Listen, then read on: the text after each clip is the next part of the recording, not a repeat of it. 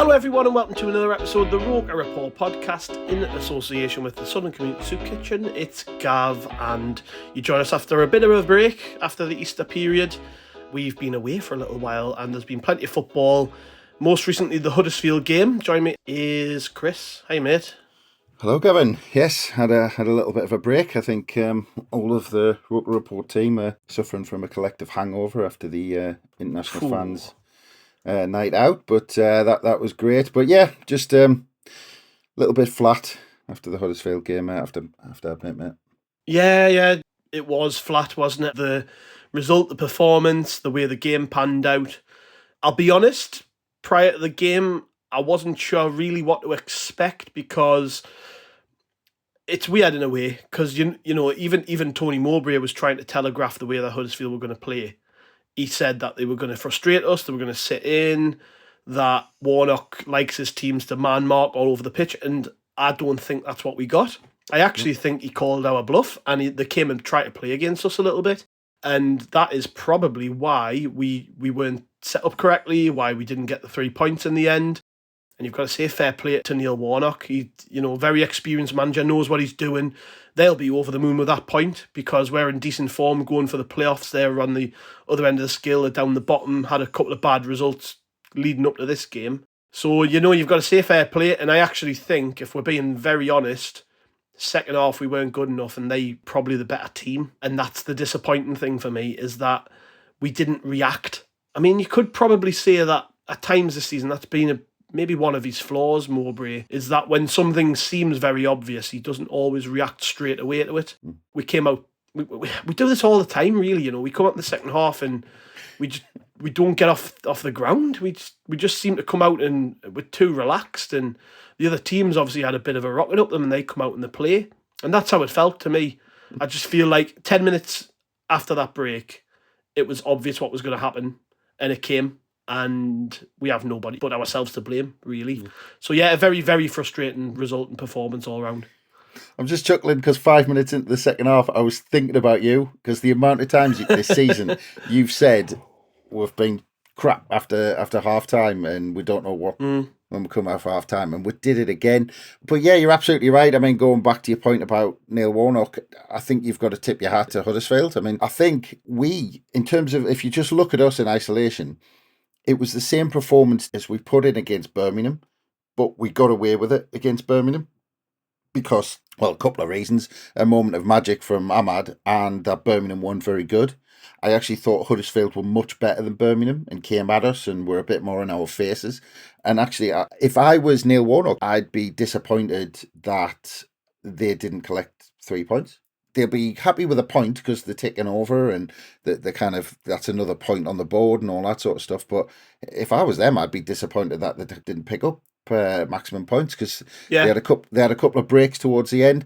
But I honestly think this was a carbon copy performance that we did against Birmingham that we did against Huddersfield. It was two performances exactly the same. The only difference was one, opposition side were better than the other. But as you said, because even though we were worse after the break, we weren't great in the first half. I mean, I actually thought until we scored, we looked a bit shaky, and actually you could argue that the goal came out of nothing, and actually it came out of 5 minutes of pressure from Huddersfield, where Patterson nearly lost the ball. We were looking a bit wobbly. The fans were starting to get a bit tetchy, and you could hear a few groans in the crowd. And then suddenly we broke, which was quite fortunate the way we broke as well. Ahmad nicking the ball and then kind of breaking and all that sort of stuff, and Ballard doing his thing. But I mean, it's difficult because I don't want to.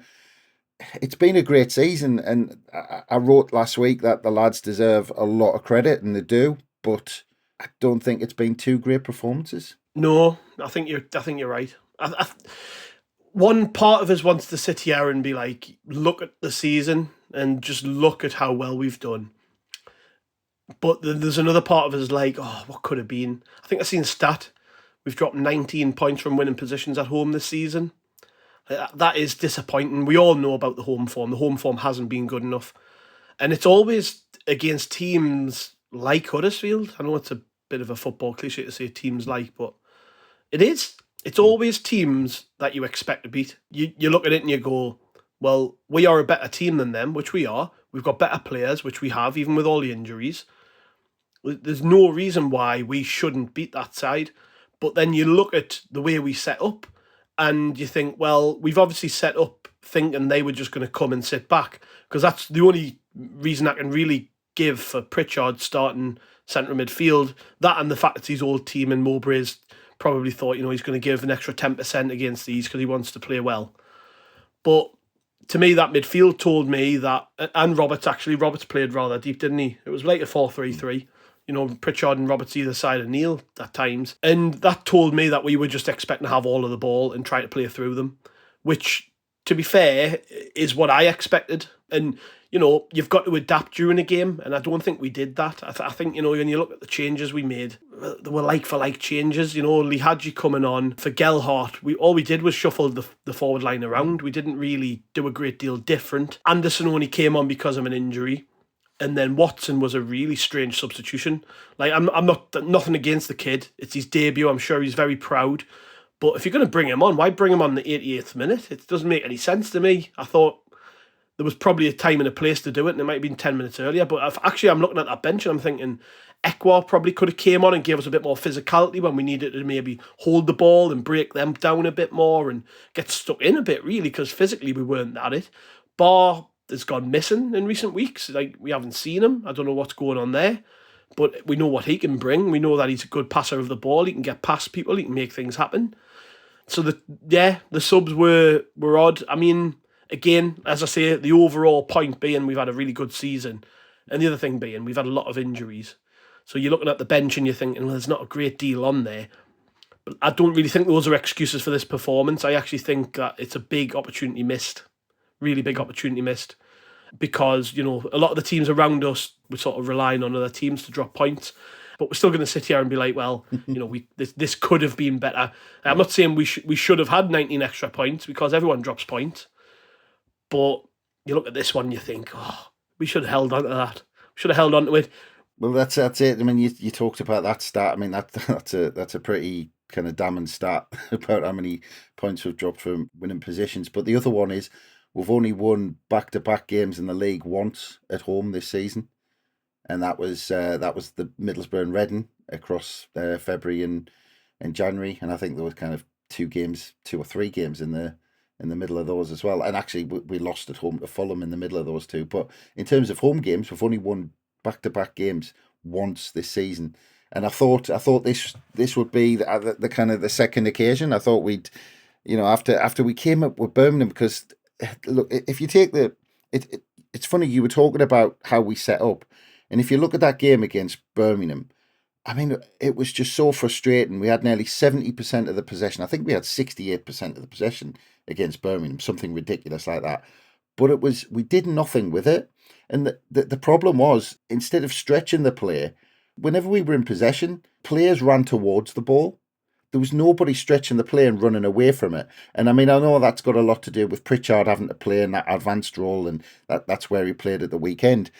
But the game then changed when he made the subs just after the hour mark, and Luke O'Nien came on, which gave us some drive from the back, and Pritchard dropped into a deeper role, which it's the same role as he played, and Gelhardt came on and he did well. So I think in terms of how we set up, Mowbray just thought, well, we played better after I made those changes against Birmingham, so I'm going to start with that system against Huddersfield. And I suppose the theory was that we picked up where we left off against Birmingham. But again, Gelhardt kept running towards the ball again, and he kept kind of squashing the play up.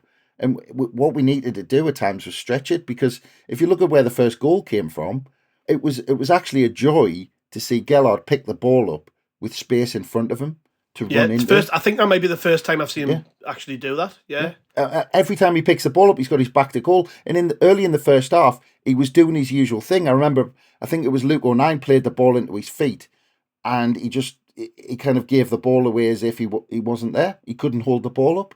But it was a joy to actually see him, right, with some ground in front of him, pick the ball up and want to be positive. And he actually showed us what he can do, and that he is actually a striker, and he can actually strike the ball, because he hasn't been in that position enough. and we needed to stretch the play to get him in those positions. But what we tend to do is go towards the ball. And we did that too much against Birmingham, and we did it again against Huddersfield.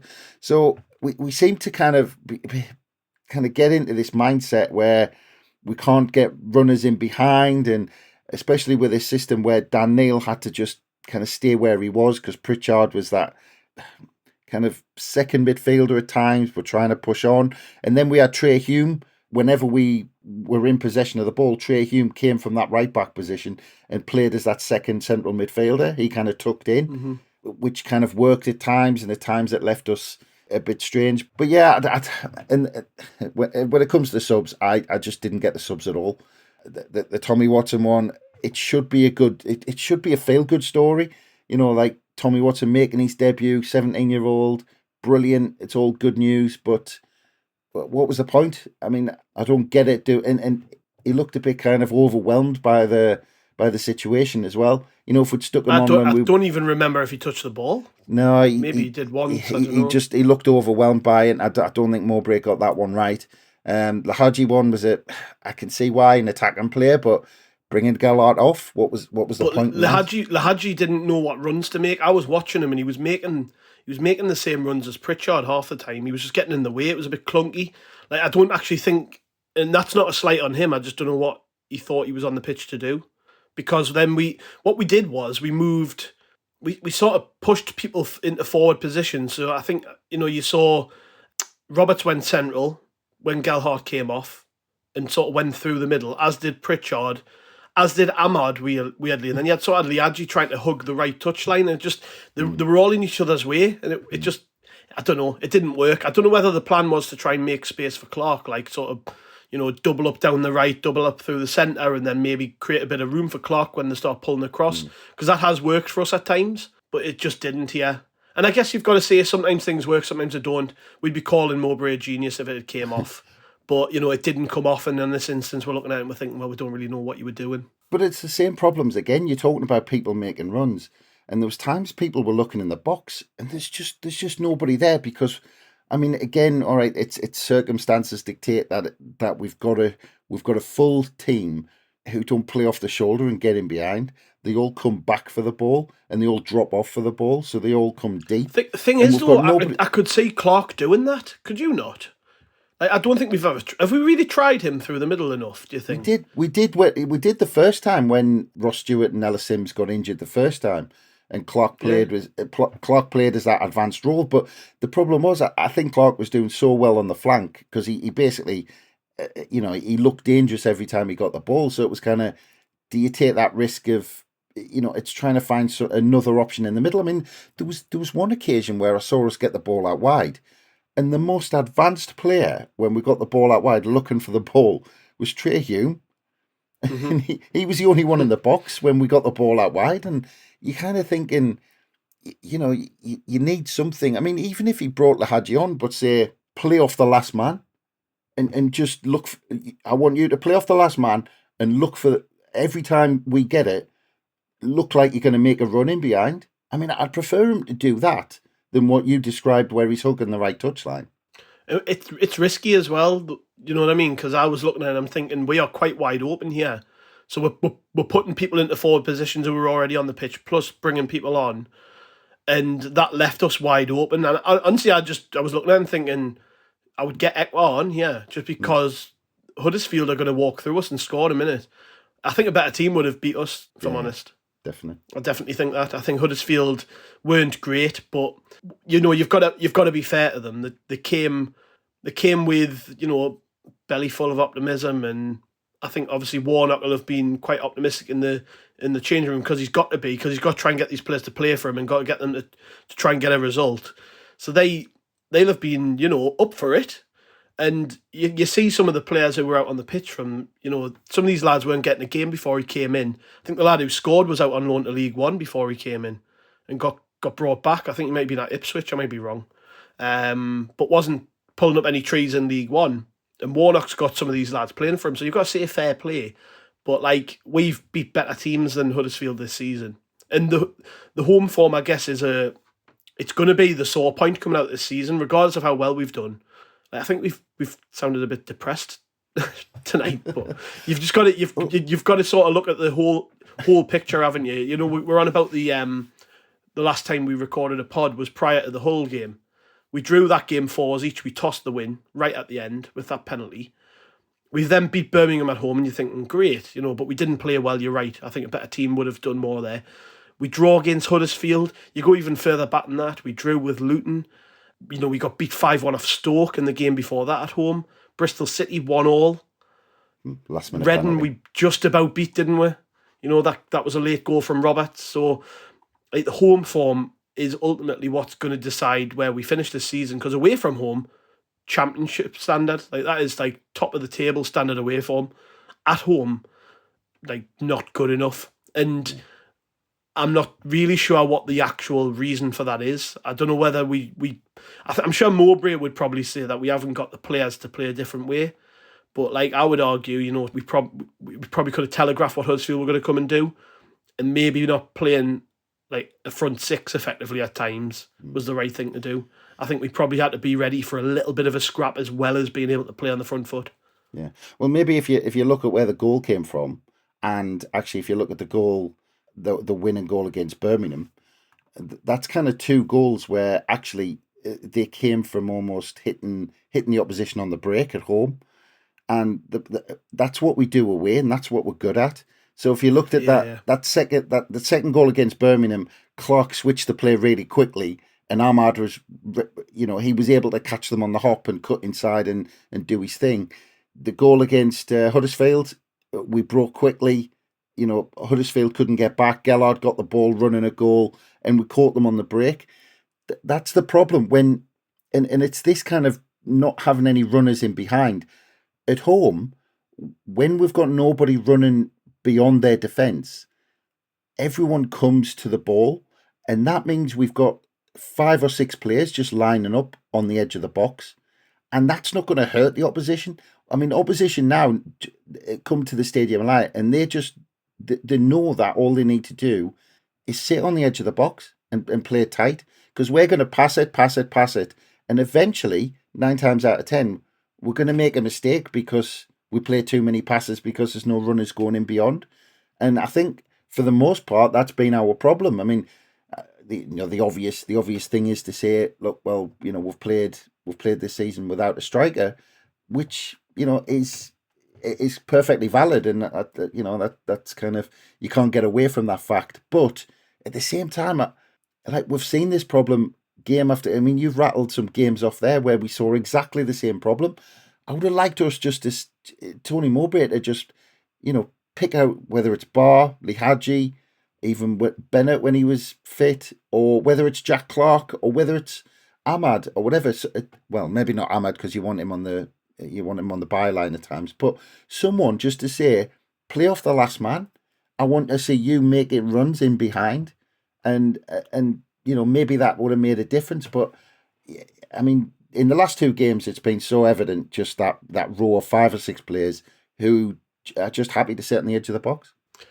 Interesting line from Mowbray in his post-match. He said, if you're going to be a team that genuinely challenges, you have to find consistency, and I think we fell a bit short tonight. He also talked a little bit about things. We just said that it was scrappy. You know, he was bemoaning the fact that for their goal, nobody makes a tackle for 30 or 40 yards. But I wonder, is that a side effect of the culture we've created in terms of, you know, it's all about technical football, getting the ball forward, moving into forward areas. Even the central midfielders have to look up and play forward. Is that a side effect of the way we play? Because we sit here and we love it when it works. Like, you know, there was times against Hull, there was times against Birmingham, in those games where we were just delicious to watch, and you're watching it, you think, oh, some of the football here is immense. But then, we've had this conversation before, you look right the way through the fixtures and the games in recent times, and pretty much all season, and you look at the goals we've conceded, and you never sat here going, oh, that was a great goal, that. You know, hands up in the air, fair enough. They've pulled one out the top bin there or whatever. It's never that. It's always a mistake, an individual error. And that's another real big frustration for me. That goal, as Tony Mowbray pointed out, you know, the guys travelled far too far without being tackled and they score. The Birmingham goal was far too easy. I think it's Pritchard gives the ball away too easy, then Danny Bart dives in and it all just escalates from there. You can go right the way through the whole goals. You know, every one of them was crap defending, including the one that we conceded right at the end, the penalty that we gave away. And it goes on and on and on, all the way back through the season. Like, these are self-inflicted issues. What do you do about that? Like, it's obviously it's far too late to do anything now because we've got a handful of games left. But it does sort of underline the season. The way we've conceded goals and the home form do underline all of the good that we've done. We've had a really, really good season. We're not sitting here saying we haven't. We've had a brilliant season. I've loved it. When all's said and done, we'll be sat here going, what a season we've had. Some unbelievable football that we've seen from Sunderland. But it doesn't mean you can't be frustrated too with some of the stuff. Yeah, and it's not, you know, you are right, and it's not just a technical problem in terms of kind of giving the ball away, because that, as you said, that's a symptom of, you know, we do kind of overplay at times, and at times it's just fantastic and we love it, but at times we're going to give the ball away, and we kind of have to accept that. But what we have to do is we have to make sure we've got a plan for that, because we are going to give the ball away. And the problem is we're not just technical in possession. We try and be technical out of possession as well. So instead of what we try and do, and I've noticed Dan Neil and Mishu doing this a lot over recent weeks, instead of sometimes, like you say, letting the lad run 20, 30 yards, instead of putting a tackle in, they're trying to nick the ball so we've got possession, rather than just kind of smashing somebody and getting rid of the ball. There's only really O'Nien makes them type of tackles in the team as well. It's quite obvious, isn't it? Yeah, they want to nick the ball and win back possession, which is brilliant. I mean, technically it's fantastic. But sometimes, like, you just want to play it safe and just put a tackle in, you know, give a free kick away or something, just to break up their play. But what we want to do is we want to nick it off them, get a little touch on it, and then we can pass it, and then we're away again. So we want to win the ball by winning possession, which I don't want to knock too much, because it's a brilliant place to try and get to.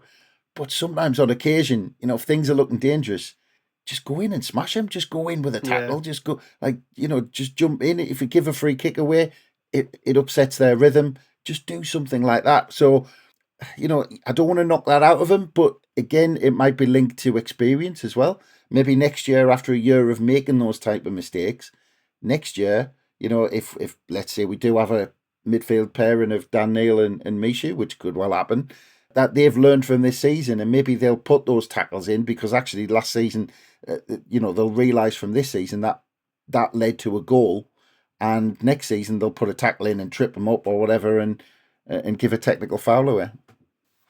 I think a lot of the performances we've seen recently have probably told me that next year we have to probably fine tune the way we play, in terms of, you know, yes, the attacking play is fantastic, but maybe we have to give a little bit of that up to supplement it with a little bit of other stuff. So like Mowbray has talked about, we tried to play through them, and that was risky because on the turnover it left us vulnerable.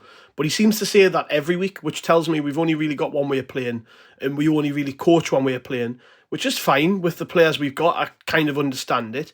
But in the summer, when we can reset a bit and we need to change a little bit, I wonder if that's something they're looking at and maybe thinking there's going to be more expectation on Sunderland to actually challenge at the top next year. And for that to happen, we can't play total football every week against everyone we play. We've got to be able to mix it up. Like, look at Burnley. They are, obviously, yes, they've got the resources behind them, so they've had the ability to sign players to be able to do this. But on days where they have to dig in, Ashley Barnes starts up front. On days where they can take teams apart, you've got Benson on one wing and tearing them to bits, and Teller playing, and you know what I mean? They've got variety in the squad, which we've, through a variety of reasons, just haven't been able to do. And that obviously, you know, we're sitting, like I said, we were talking about the subs before. When you look at the bench, there's not a great deal of variety.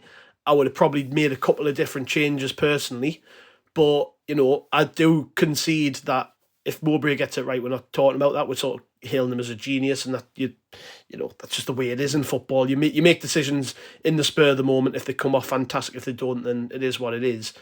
But as a more general sort of discussion point about this team, I think it is really crucial that we find some balance in the summer, because we're going to see it over the next few weeks with the games we've got.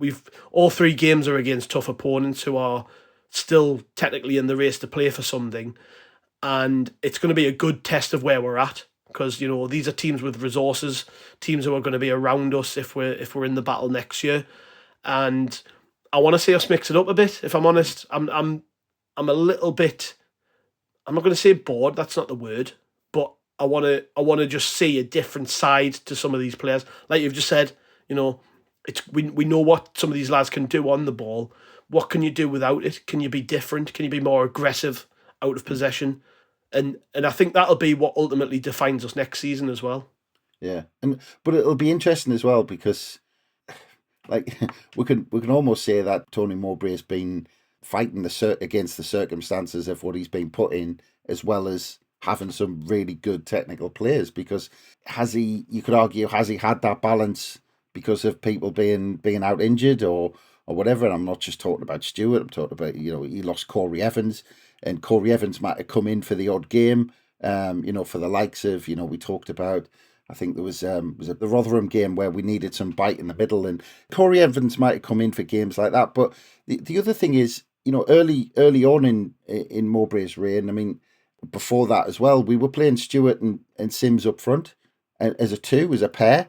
I mean, actually, sometimes that just gives you a bit of bite from the front line, and kind of sometimes the team follow that when the front 2 puts pressure on the defence, and you've got that aspect. We haven't had that. So we've had a bunch of midfielders, we've had a bunch of technical players trying to put their foot in, and that's obviously been the weakness in our game. And we know when they get the ball in open space, they've been fantastic, but we've been wide open. I mean, it probably tells you a lot that we're one of the division's top scorers, but we're looking like we're going to finish kind of closer to mid-table.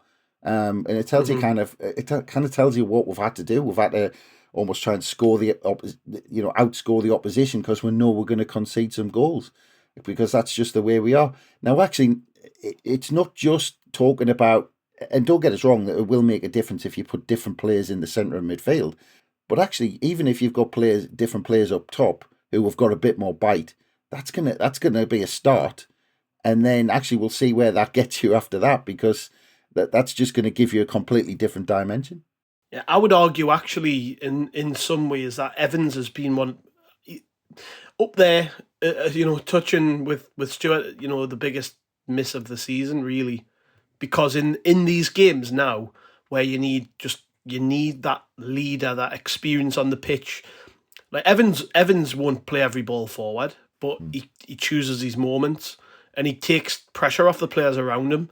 And we've learned this season actually how good he is, I think, because when he's played, he's been brilliant, and when he hasn't played, we've missed him badly.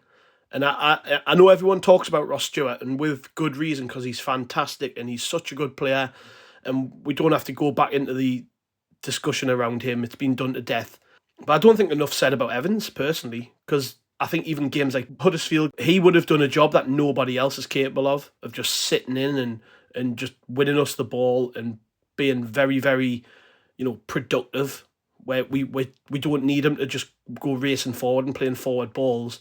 He can give it 5 yards to people and receive it again and be in the right place to get the ball back off them. We've really missed him, in my opinion. Yeah, and the other thing that has happened because of the injury to Corey Evans is that essentially Dan Neil's had a ball and chain around his ankle since Corey Evans was out, because basically when Corey Evans was there, Dan Neil could drive with the ball 20 yards. Now, if you, especially when you saw him against Huddersfield, every time he got possession of the ball, he just had to give it, because he couldn't be out of position. Because, I mean, playing him in the middle with Pritchard and asking Pritchard to play 20 yards in front of him, Dan Neil couldn't kind of be that attacking player who, let's say Corey Evans, you wouldn't be surprised if Corey Evans had a season fit, if Dan Neil might have gotten 10 goals. He might be getting double figures this season. You know, Yeah. he can get a goal. He's got a shot on him. He likes getting into attacking positions.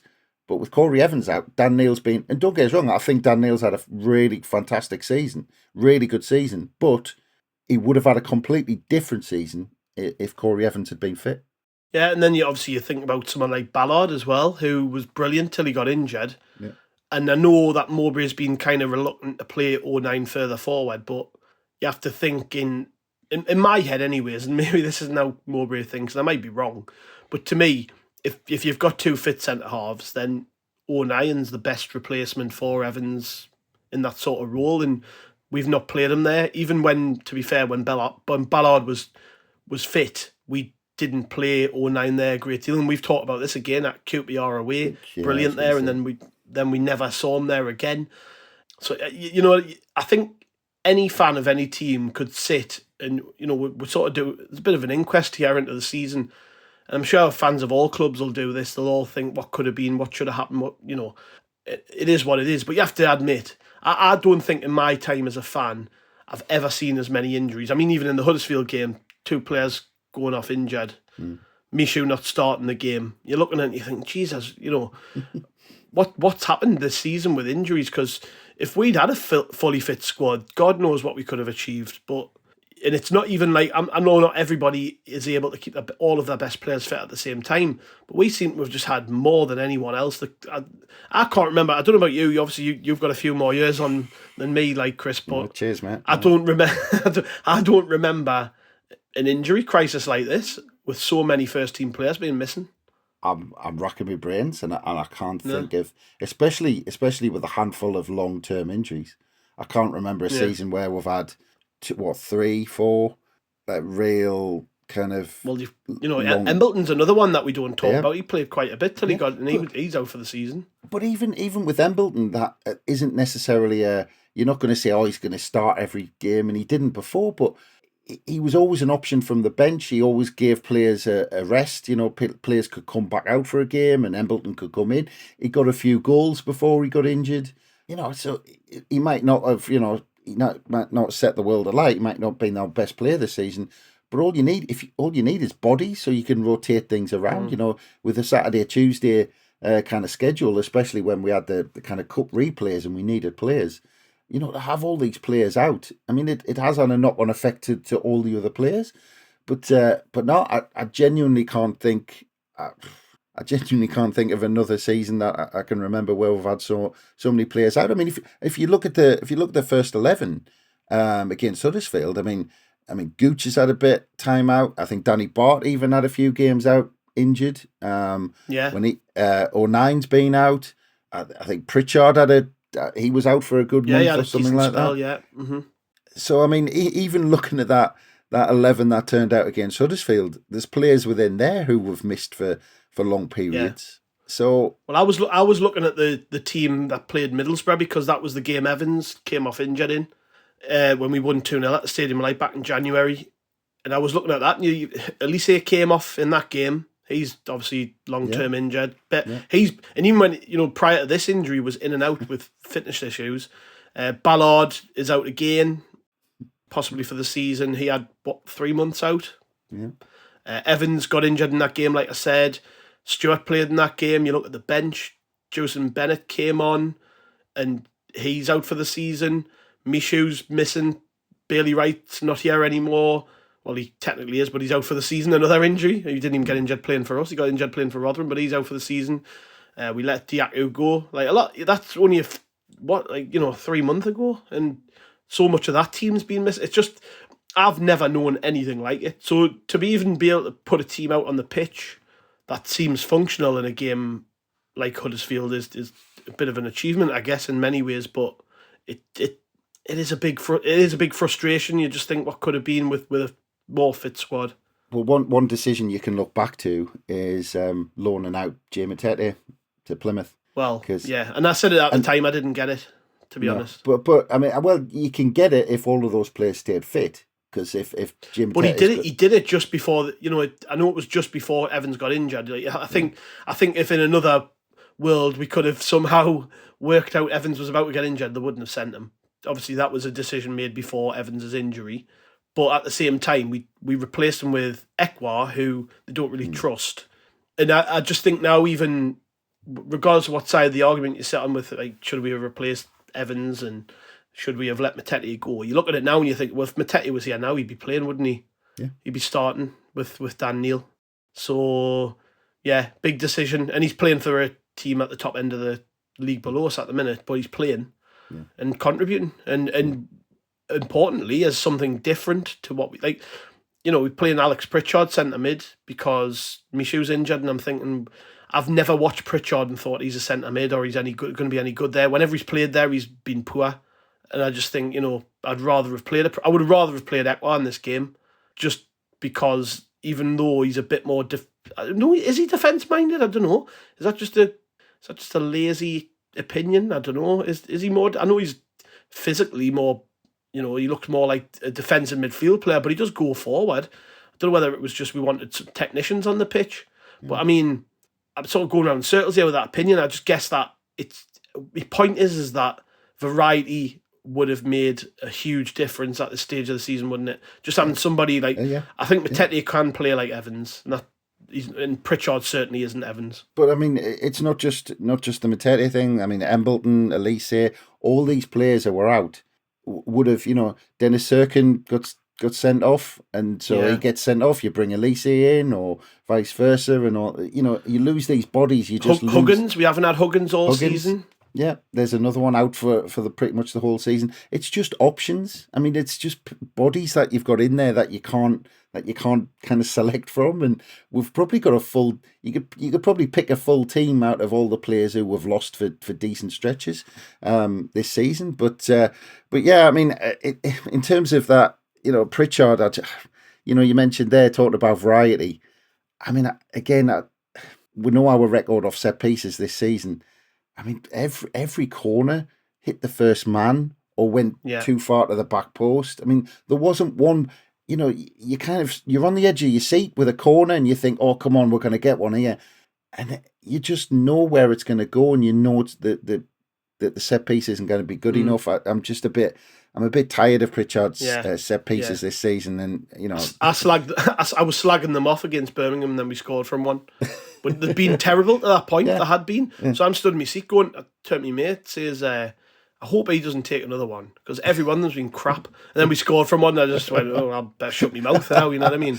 But it's not just that. I mean, just on Pritchard, I don't think he's had the best season. And look, I did feel sorry for him against Birmingham, because Pritchard isn't the type of player who wants the ball with his back to goal. He wants everything in front of him, and I felt a bit sorry for him. And he has been put in that position quite a lot this season, so I've got sympathy for them there, but he hasn't had the best of seasons. And I mean, next season, I'm hoping that we see more from Pritchard, and I think it might come with a different system where he actually plays behind a striker, and he's got people running ahead of him, which he hasn't had too much of this season. But I'm hoping for a better year next year from Pritchard. Yeah. I mean, if he's even here, you know, that's the other thing. They might look at him and move him on. But we've done a lot of reflecting and a lot of analysis of the season as a whole. We've really not looked at the games bit by bit, but I think at this stage that's probably what most people are doing, right? Most people are just sort of looking at the season as a whole now and what might have been. And like I say, I think come the end of it all, I think most fans will reflect and be like, that was a brilliant season. And it certainly isn't over yet. Like, stranger things have happened. We've got 3 games left, and we've got to win all of them to stand even half a chance of qualifying for the playoffs. And what I do think is that we'll apply ourselves and we'll have a go. And we even right down to that last game at Preston, if there's nothing to play for, then I reckon we'll still go there and we'll still play the Sunderland way. We'll play on the front foot. We'll have a go. We'll try and score goals like we've done in every game in the last 30 or so games. Like we'll always try and score goals, and it makes it entertaining for the fans and stuff. But I think now, after this Huddersfield game, I think a lot of people are probably thinking this is it and this is the season over with, and we'll now probably spend the next few weeks reflecting more and sort of trying to work out what's going to happen in the summer. And maybe that'll be Mowbray's MO too. He has hinted at it, hasn't he? He said once it felt as though there was nothing left to play for, he would start trying different things. I mean, he hasn't got a lot of choice with the amount of injuries we've got, but like it will be interesting to see how the next few weeks pan out. And I guess as a fan, all I want to see is signs of sort of progression and signs of that next season's going to be a bit more optimistic for us, because we've basically played without pressure, haven't we, all year? Like that's why we're maybe a little bit somber now. I don't think anybody was sat thinking we've got to get promoted again. By the way, we've got to win every game from now at the end of the season. Nobody's thinking like that. Even right up until the last few games, I think people have just sort of clung onto a faint bit of hope that we might get into the playoffs somehow. But if we don't, then so what? And that's sort of how I feel now. Still, after the last few games, I just sort of think, well, we've had a decent go at it. I think we're unbeaten in 6 actually, which is good going really, considering the games we've had. But it hasn't been quite enough to get us all the way there. And yeah, we'll spend the next few weeks reflecting and working out what's going to go from here. Well, isn't it weird? Because, I think, let's say we got a last minute winner, we would have been looking forward. We wouldn't have talked about anything what's gone on this season, because it just feels like we needed 6 points out of these 2 games to kind of really. I mean, like you said, anything could still happen. We've still got a chance. We're still in there. And again, I'll point everyone to the editorial I did last week. I said there that it's a fantastic achievement that, let's say we finished 10th, 11th, even, whatever, mid-table. That's a fantastic achievement. To then be in touch and distance of the playoffs is an unbelievable achievement, especially all the things we've talked about, all those players being out injured. I mean, it's a fantastic season, the effort that those lads put in, and it's brilliant that they've got us within touch and distance. But it just feels like with the draw against Huddersfield, there's a little bit of acceptance that, that kind of tinge of excitement that we might, have the possibility of another trip to Wembley, back-to-back trips and a playoff final. It's just it's just slipping through our fingers late on. And it just feels now that I think we naturally just reflected on what might have been just purely because we dropped 2 points. Yeah. Well, we'll cling on to that faint bit of hope until it's actually confirmed we can't go anywhere else. But yeah, West Brom coming up at the weekend. We'll be back probably before West Brom, I think, Chris. We might as well talk about that game once the next round of fixtures have passed and stuff, and we can maybe work out what's going to happen from there. So we'll catch you then, mate. Cheers, mate. Cheers for joining us as always. Cheers to the listeners for joining us as always. Make sure, as always, you check rokerreport.sbnation.com for all your latest Sunderland opinions, news and views.